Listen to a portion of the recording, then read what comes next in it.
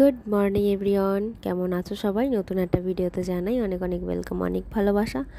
আজ হলো 17ই জানুয়ারি আর সকাল বেজে গেছে 5টা। ঘুমটাও ভেঙে গেছে আর এখনও বিছানাটা ছাড়িনি। বরমশাই সাইডে ঘুমাচ্ছে আর প্রচণ্ড ঠান্ডা লাগছে। উঠতে তো ইচ্ছা করছে না, কিন্তু উঠতে হবে। যাব আজকে কলকাতায়। তো সকাল সকাল ফ্রেশ হয়ে রেডি হয়ে গেছি।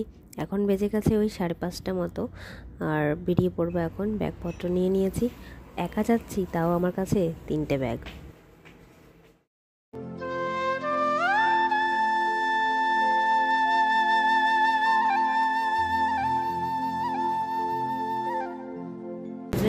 সকাল 6টা আর এখনো চারিদিকে অন্ধকার। এখন আমি বেরিয়ে পড়েছি, যাচ্ছি কলকাতা।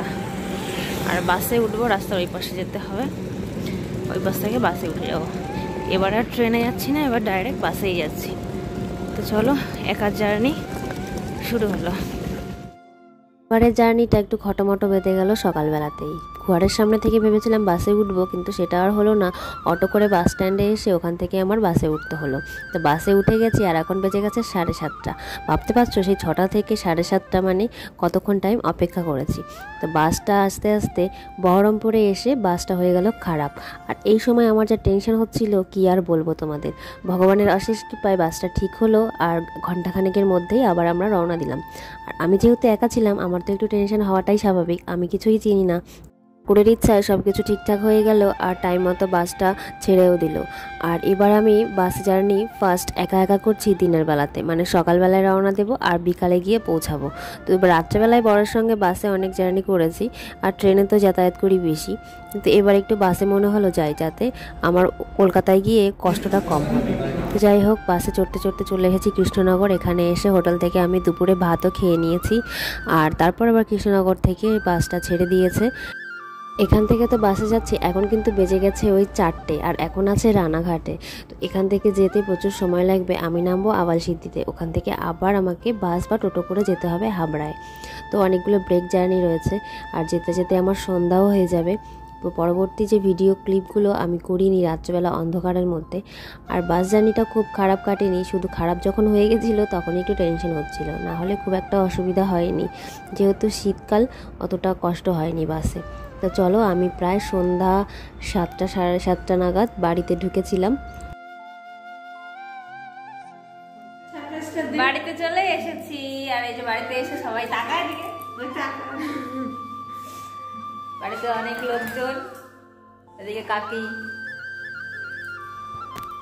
এদিকে মা, এই যে কাকা। হাই করো, হাই হাই করো এরকম করে।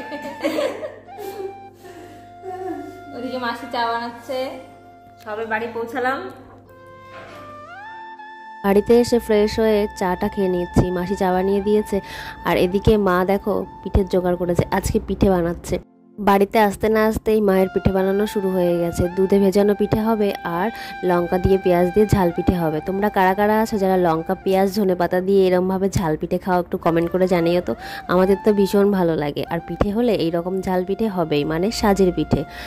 গরম জলের মধ্যে যে চালের গুঁড়োটা গুঁড়িয়েছে তার মধ্যে পেঁয়াজ কুচি, লঙ্কা কুচি আর ধনেপাতা বাটা দিয়ে ভালোভাবে মিক্সড করে নেবে। তারপরে সাজের মধ্যে দিয়ে যেভাবে সাজ পিঠে বানানো হয় ওইভাবেই বানানো হবে।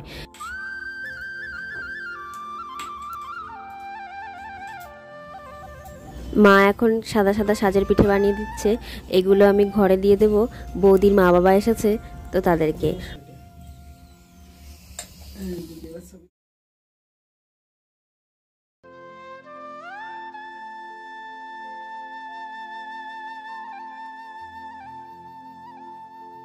সাদা সাদা সাজের পিঠে যেভাবে করা হয়, এই ঝাল পিঠেটাও ঠিক ওইভাবেই করা হয় সাজের মধ্যে দিয়ে।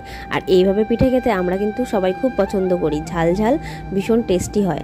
তোমরা একবার বানিয়ে খেও, তারপরে কমেন্ট করে জানিও কেমন লাগলো। আর আজকের ভিডিওটা বেশি আর বড় করছি না। সবাই তোমরা ভালো থেকো, সুস্থ থেকো, সাবধানে থেকো। ভিডিওটি ভালো লাগলে অবশ্যই লাইক, কমেন্ট, সাবস্ক্রাইব করে দিও। Ta-ta and bye by.